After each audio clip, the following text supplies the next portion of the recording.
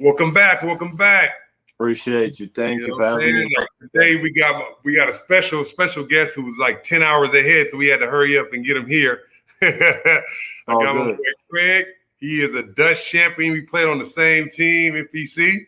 Yes, sir. Won the championship together. I mean, not together, but he won literally 10 years after I played. Yes, So sir. I just wanted to bring him on. I appreciate you coming on, Craig. I don't want to disrespect your last name, so you can say It's your all, last name, bro. it's all good. I appreciate you for having me. My last name is Osaikhwuomwan. Now I can't repeat that. You It's heard all right. It's all it. right. Yeah. My Yeah. dad from Nigeria. That's why. Okay.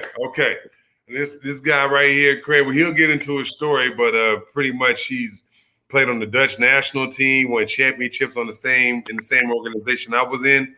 So now, like I said, he's actually in the same country I was in now in Estonia.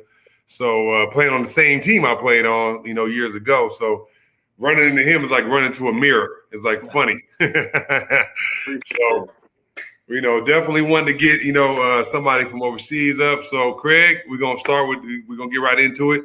Yes, sir. How did your basketball journey start?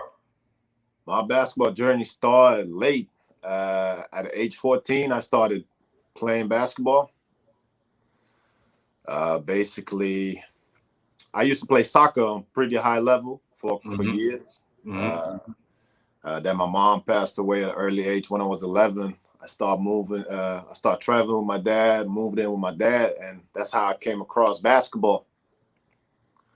And from that day on, it was basketball for life for me, really. Okay. So you were obviously in other sports. You were interested in soccer. Soccer was your thing, which Yes, is normal for most European players.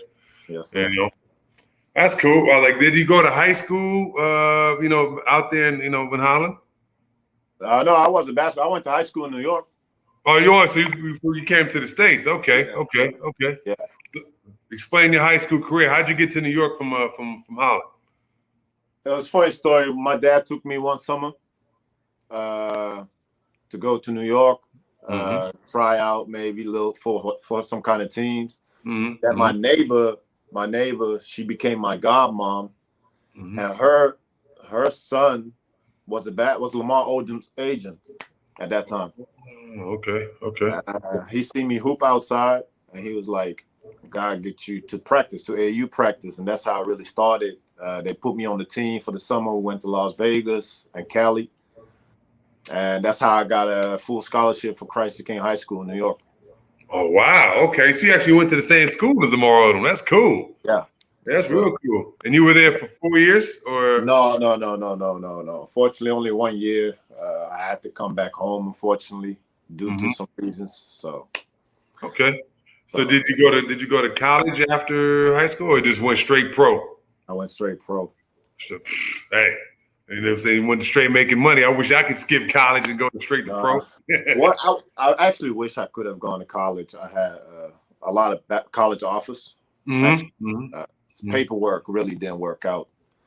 I went to Rutgers camp. I won MVP of the Rutgers camp. The coach was like, "I'm keeping you here. You're not going home." Hey, I got you, man. I got you. Okay. So I guess at Christ the King for the year, what was your most memorable moment at Christ? Just the coming from Holland, and I wasn't really that good at basketball yet. Honestly, I was still learning because I started late. But just the mentality these boys had and the way these boys hoop, that's not. I didn't see that in Holland at the time, except maybe a couple guys. Right. You know, and I played with some high rankers too. So Christ King is a pretty high ranked school. So was some serious hoopers out there, and I was like, dang, said this is very teachable moment. Okay, so you finish high school and you come back obviously to Holland to play pro, which is a heck of a jump. What was your first team? Italy, Snydero Udine with CC Harrison. Oh wow! Okay, so you went to actual Italy, huh? Yeah. I was 18. Yes, sir. Yeah, that's real cool. Okay, how was your season? How was your first year over there? I was learning. I played with the second team and the youth team also. I didn't really get to play with the first team. I was practicing. It was like more like a long-term vision. I was very young, kind of searching, growing up without parents. I was kind of like, I had a girlfriend at that time. I got kind of homesick. I went back home like a month before season ended. Hey, trust me, I know about those days, man. I would say going, playing overseas, like it was long seasons. There's things I can't return. I can't get those times back. Unfortunately, I would have done it a little different, but you learn from it. So you come back home a month early from Italy. All right. Then what's the next season? I was signed with the American agency. Okay. Had a good season in Holland. Had my rookie season. I was rookie of the year. Hoping to go outside again, but I was stuck in Holland for most of it. Was that next year? Was that in Groningen? Was that next year in Groningen? No. I went to Matrix Nijmegen first. I know about the Matrix. Yeah, I didn't really didn't play that much as I wanted to, unfortunately. Then I went to Osaikhwuomwan. And that year I had Coach Eric Broad. He believed in me from the get-go, and he really let me just play my game. And after that, I got signed 2 years with Groningen. Okay. That's what everybody been waiting for, man. Like the 2 years he was in Groningen. Yeah. First, who was your coach? Vicha Skalin. Okay. I remember, like I said, I love Groningen. I love my time there. I was there for 3 years with Tombo. Yes. Who was the craziest coach I ever played for. I heard so many stories about that. Oh yeah. No, he has a lot of stuff. I'm pretty sure everybody knows the good and the bad stories of playing for him. I experienced it firsthand. Our first year, he literally cut or guys quit about maybe 12 to 13 guys, from the beginning of the season to the end. Wow. We were down to about 6 players and a junior by the end of the season. But like the 6 players that he kept, we just figured out and won the championship. I don't know how he did it, but we did it. But like, I know it's different with y'all. I think y'all won like pretty easily going through the playoffs that year, huh? Yeah, but the playoffs was a hell of a ride. It wasn't that easy. Playoffs wasn't that easy. Okay. I think in regular season we only lost 4 games. Oh wow. Okay. 4 or 5 games, something like that. But it came down to Game 7 in the finals. So okay. See, I didn't know that. See, I thought, like I said, the way they was acting, like y'all was saying just bum rushing everybody, just rolling through. It was a hell of a ride for sure. Okay. And we played Euro Cup, or at that time was Euro Challenge. We played that. Yep. So it was nice. It was a good 2 years. Won championship and 2 cups in 2 years. It's not bad. So you actually won the Euro Challenge? No. We didn't make. We was close to the second round, but we didn't make it to the second round. We first round we was out. Then we won championship first year and the cup, and then second year we made it to the playoff finals again, and we lost. And we won the cup. Sorry, and we won the cup. Yeah. I remember when I was there, we played in Europe Cup the second year. Oh yeah, we was there. The second year we was there, and we played in the FIBA Cup the third year. Oh yeah. So we played in the FIBA Cup the third year, Europe Cup the second. We won the Dutch Cup, the second year. Yes, sir. And that's when we had like a camera crew. They did a documentary of that season because we won the championship, and that was just like crazy, Legendary. Yeah, that was a crazy year. So, how did you feel when y'all won the championship? That's what I want to get here. I want to get into that. Yeah, how it feels to win a championship. I was like shocked. I was like, oh my God, we just did it, And I thought we was going to just run through it for like the next 4 or 5 years, but we lost in the first round the next year, and then we lost in the finals the year after that Den Bosch. Den Bosch, yeah. Yeah. So like, but they combined teams with Nijmegen, and like that's how they won. That's the only reason we won. They won, but because they combined teams. But yeah, like I thought we was gonna run it, but like that year we did, special, man, special. That is special. Yeah, you like I said, your name still lives there. I'm telling you, it's not a joke. It's well, I tell you, man, I need to go back there, man. I need to come back to Holland, just to hang out and see how everything is, man. I'll tell you. Yes, sir. I miss the people. You know what I'm saying? I miss all that. Very friendly people. Yeah. No, Groningen's good. Yes, for sure. So you're riding the high, right? You're riding the high of winning the championship and 2 cups in Holland. What happens next? I went to Zwolle. Okay. I got injured bad in Zwolle. Basically out for the whole season. In preseason, I got hurt. Then I played 1 or 2 games in the regular season, and then I had a little unfortunate issue in preseason. Then I came back in the playoffs. We actually played Den Bosch first round. Yeah, came back in the playoffs, then played all year. Then one Canadian player got hurt, and I got back, and luckily I was really it went really well for me. Okay. So they asked me if I was interested in staying, but I really wanted to play more, especially being injured. I felt like I had something to prove. I had something to prove. So I went back to Leeuwarden.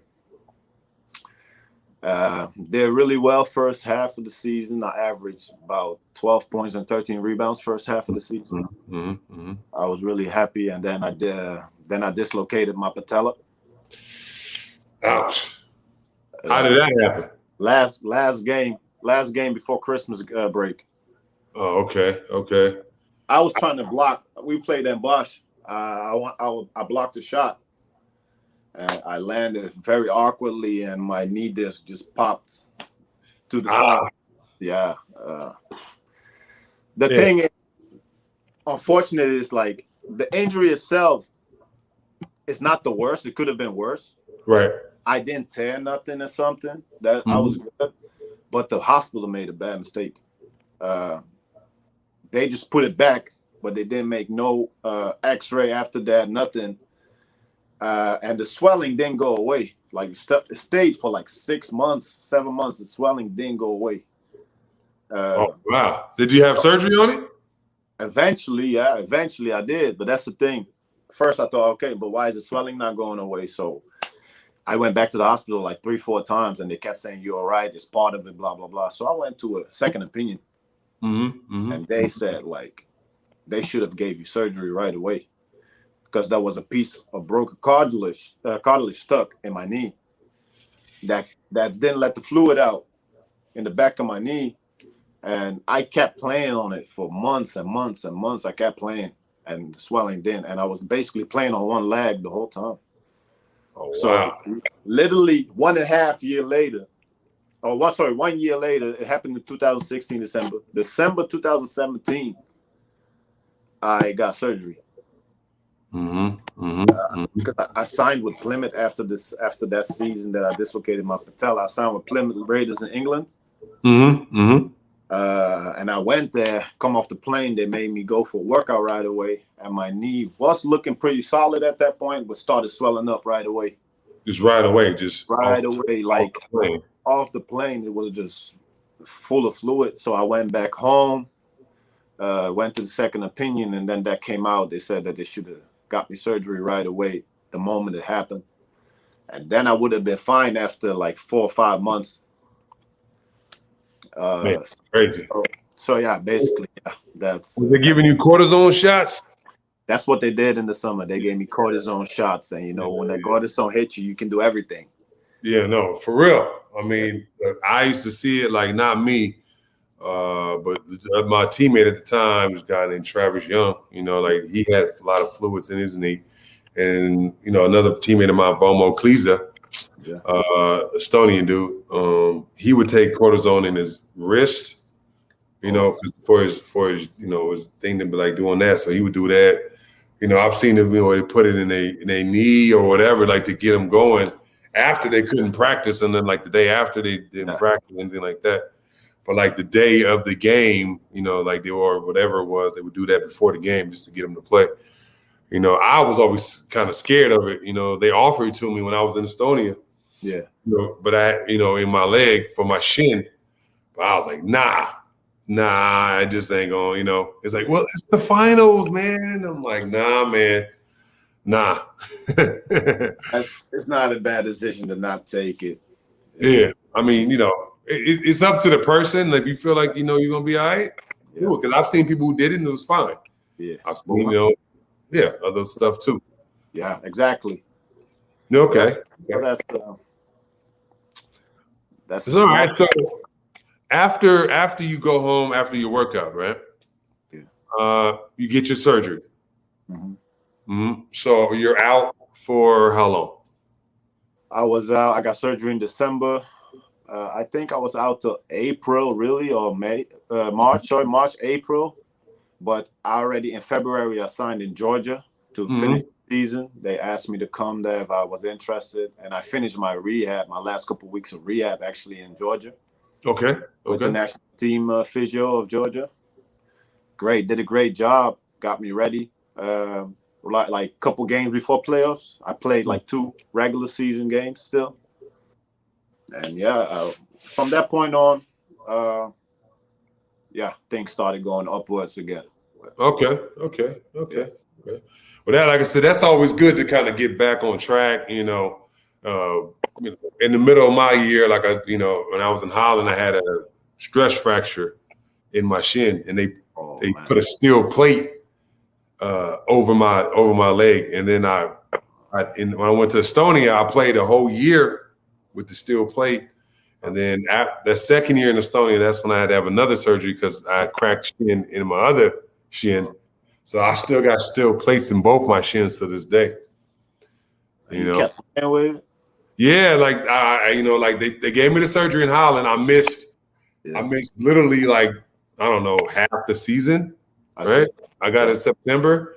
I must have came back in December, something like that. Right before like Christmas break. Played the rest of the season, played all the way to the finals.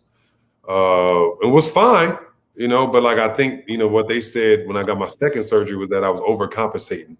So, you know how it is when you on one leg, you kind of everything's going off the left, everything's going off the other leg.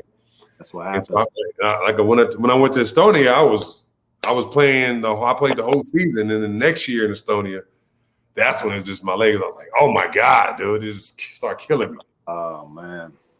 So yeah, trust me, I remember those injury years. Do a lot for sure. Yeah, you go through it, man. You go through it. Yeah, for sure. For yourself, you was in Georgia.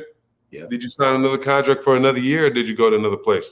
No, I went to Germany for a little bit after that. For one half of the season, and then I came back to Osaikhwuomwan again. They must love you there, bro. they honestly, like, I gotta be honest with you, Osaikhwuomwan have been so good to me because no matter what happened injury wise, I always gave my everything I had for them, and and I was really good with the people. They've been great for me. I will always be thankful because I think I played my best basketball over there. I felt like home. It felt like home every time I come there. I'm very familiar there with the people, the fans. Everybody know me there, and coaches just let me play my game there. Like, no hesitation. I don't have to, it boosted my confidence so much that I really kind of became a new player for myself. Right. Well, like I said, that's a good thing, man. Yeah. Confidence is a big thing, especially when you making money and stuff. So like you got to stay, confident. Your coach got to believe in you, to play you and stuff like that, man. So it makes sense. Trust me. Exactly. Yes, sir. All right. Did you ever think about playing in the like trying to NBA, or you just like I'm gonna just do 20 years or whatever? Do you want to do 20 years overseas or? Of course, the goal was always NBA. When I played for the youth national teams and played A division, that vision was there in my eyes. But when I started dealing with some serious injuries a couple times, like with serious injuries, you basically start from zero. Yeah. You know how it is. You in the picture somewhere and you fall off. The next one is already in line. So it just goes like that. Very true. Very true. There's been a long moment actually and I don't really tell nobody, but this is a podcast. I want to be honest. It's after the injuries, like at some point, I wasn't even sure if anybody still wanted to sign me. I wasn't. Yes. I wasn't sure. Like, and basketball meant so much to me. Like, I got kind of depressed for a little while. Like, honestly, for like real bad. Like, I was out of it. But it's something I don't really share with the world because people like to talk and like to put people in a certain category. So, but I just left it at that. I share it with you now. It's part of life.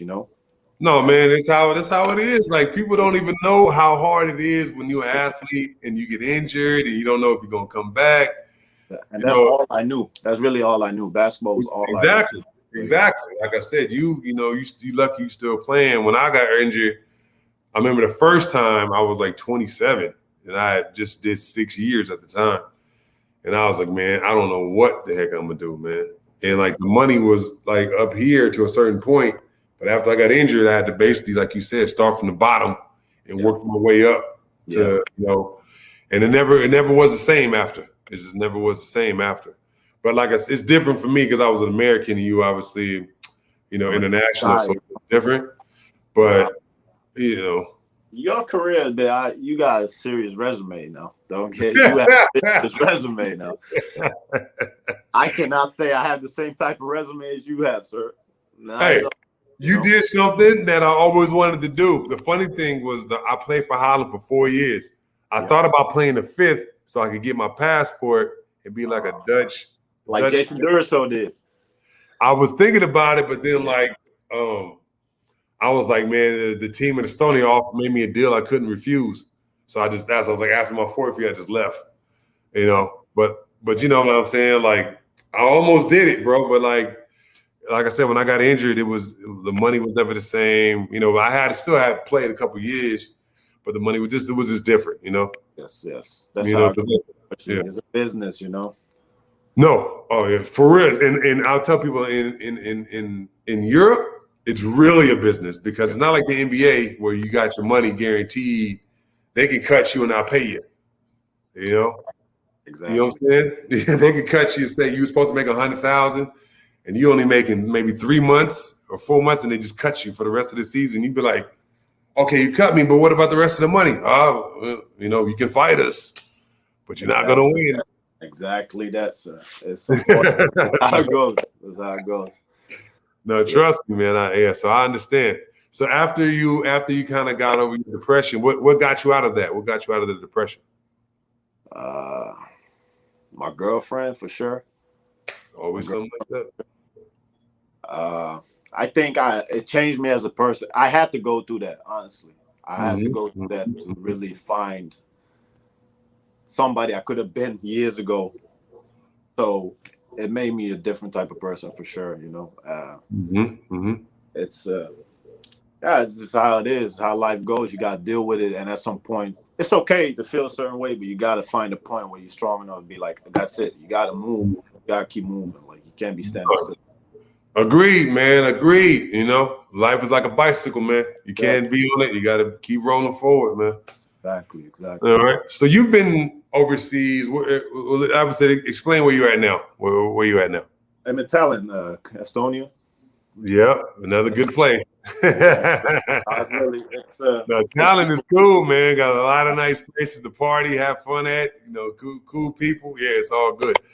Only thing that's what I came here for. I didn't come for the parties, but also the people are nice, teammates are nice. Basketball, it's physical basketball is good, and we combine with the Latvian league, so we play 2 leagues. So it's a nice challenge. It's something new, after being in Holland for so long.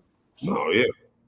No, definitely. When I was there, we played in the league where we played against 3 teams: Latvia, Lithuania, and us. In the Baltic, I don't know if they still do the Baltic thing, like they did then. No, yeah, not like it's like only Kalev Kramo played the VTB league. Okay. And then the Estonian Latvian league is combined. And okay. Oh, so they combined them. Okay. What about Tartu Rock? Are they any good? They was like the enemy back when I was playing. They was real good too. Tartu is still here, yeah. Okay. Yeah, for sure. All right. Well, that's heckin' cool, man. That's real cool, man. It was, like I said, Estonia was great. The people were great. They were passionate about basketball. And I had, if you want to say, my second greatest year of professional ball in Cramo. Yeah. I won the Baltic League MVP and the Estonia MVP, led the league in scoring, the Baltic League, all that stuff. And we went to the next round of the FIBA Cup. We beat BC Kiev twice to go to the next round of the FIBA Cup, and that's when we played like Spain. I played against Marc Gasol then his last year in Spain. And like I said, we played Spain, Italy, all that stuff. It was crazy. We lost to Rock in the finals, like in 6 games. Yeah. Maybe upset, but other than that, it was just it was a crazy season, That sounds crazy. I told you your resume was serious. I told you talking about MVPs, you know what I'm saying? Baltic MVPs. Come on now. Yeah, hey, that year I was so motivated because I was coming from Holland to Estonia to prove a point, because that was the last year we lost in the finals, game 7, and everybody was like, Travis is good, but maybe he's not as good as so-and-so, and that year I was coming to prove a point, to kill. So obviously you've done 10 years, right? Yeah. Of overseas basketball. And what's your experience? What would you tell the next generation of players like Craig?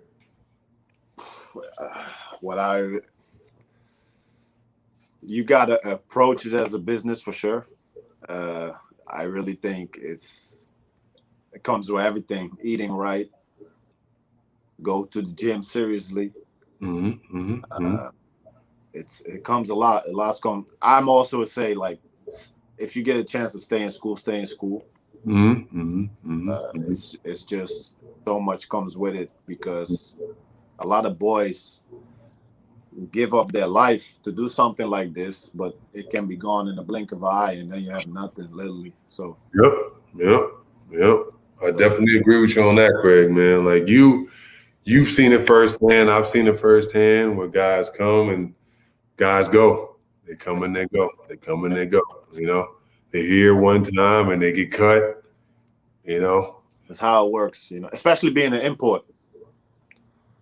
It's insane. Like I said, I've done it. I've been cut, more than once. Early and late. From all over.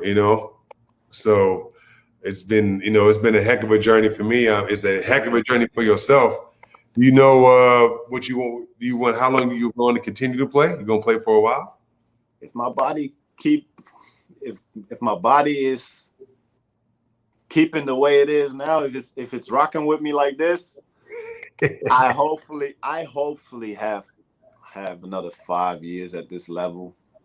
Okay. That's really my goal. I try to do my best to maintain it the best way I can. And for me, it's just a blessing. All right. Well, 5 years. That's 15 years. And after that, what I guess what's next for Craig after ball? I'm trying to set up my own thing. It's in process. I'm working on it very hard. It's behind the scene. Me and my girl talk about doing something together. Also, so just trying to take it step by step.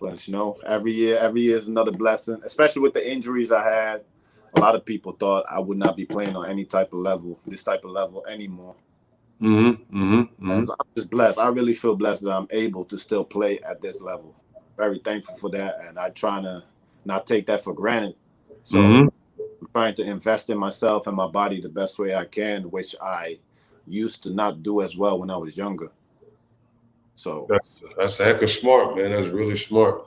Yeah. I didn't have that plan. I thought I was going to be playing until I was 40. I retire after that, right? Yeah, I was going to retire after 40. But God was like, yeah, you're going to retire now. So I retired like at 33 to kind of be around my son more, Oh, he was 3 at the time. And I was like, man, I want to be around him more because the money started being funny, towards the end. And like, they was like, well, we want to offer you this, I'm like, man, I the money, it started to become not worth it, Yes, sir. And so, like I said, towards the end, you just, you'd be like, okay, it's time, Yeah. Like after my last year I was in Australia, I'm just like, man, it's, the money just kept being funny after. I was like, man, forget it. I'm going to just work and figure out what my next move was, transition-wise, See. So I wanted to go back to that depression place you were talking about, Craig. And I want to know, like, I know you said the girl got you out of it. I guess for our future listeners, who's the future Craigs of this generation, what do you think that, like, what would you be your recommendation to them to, like, how for them to get out of, like, the depression or whatever the case, if they get hurt or whatever, Yeah, let's hope first of all that they don't have to go to that. Yeah. It's not a fun place to be in. It's and for me, like especially for me, and I think this is for the people that have lost like maybe a mom or dad early in their life or late in their life, that like I didn't really have nobody like that to fall back on. And that's the type of person you want to be with in times like that. And I think my advice is just like, make sure you have somebody that really, really rock with you and ride with you through that period. And make sure you don't push nobody away like that, because you intend to be mad at the whole world, even at the people you're not supposed to be mad at, Right. You can bring that frustration to the basketball courts, to practices, to the games. It can. No, it's not gonna help. It's not gonna get you nowhere, I got you. My girl literally told me, like, I'm gonna be with you through good and bad, and she proved that. And especially at that point, we wasn't even dating that long yet, So I think that's what really, really motivated me to be my best self and be like, Craig, slowly but surely you're gonna be all right. Just step by step. Don't try to do it all at once. You're gonna get there somewhere. So I think my advice is be with somebody that really, really ride for you, and do the same for them. And really trying to work on yourself the best way possible every single day, because it takes time. It's going to take time. It's not going to be over in one snap. So, yeah, you're right. Yes, sir. Well, no, definitely. I appreciate you coming on, Craig. I know it's super late over there. I know you need to go to bed because you got practice in the morning. Yeah. But this was worth it. I appreciate you for having me so much. It's like, oh man, it's you know what I'm saying. I appreciate you coming on, Craig. Like for real, like I was like, I got to get Craig on. You know what I'm saying? Dutch national team dude. Young dude, played on the same countries I played in, played on the same teams I played on. So had to get him on. It was meant to be, for sure. Exactly. So we definitely want to bring you on again, man, because like I said, your journey's still going. Yes, sir. We appreciate it here. And like I said, this, thank you, man. This has been a Travis Reed. I'm your host, The Athlete's Journey. Yes, I appreciate you coming on, Craig. We're going to get you on again, man. Got to get you on a better time, for you. Anytime. I'll always be available for you, sir. Appreciate it a lot, really. All right. Thank you, Craig. And like I said, we'll see y'all next week.